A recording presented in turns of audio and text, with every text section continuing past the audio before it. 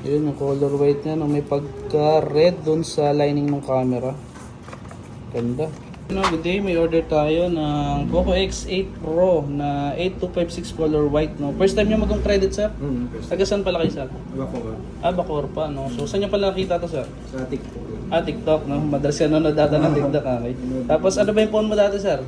Samsung. Samsung. Then, magkano nga doon payment rate dito, sir? 5,000 lang, no? Then, first time, yan, approve agad, no? May unbox na natin yung unit. May kasama siyang previous, sir, ha? Ayan. Sulit naman ang punta natin. Ano yung phone mo dati, sir? Samsung. Samsung. Yan ang bestseller ngayon, X8 Pro. Tsaka mataas na rin ang battery niyan, pati yung chipset. Dito, sir, meron na siyang case, no? Yan. Ito ba yung ano, may kulay? Black, sir. Pwede mo na sila check ta. Mag-ano? Ayun, color white, no? Tingnan ko, sir, color white. Okay.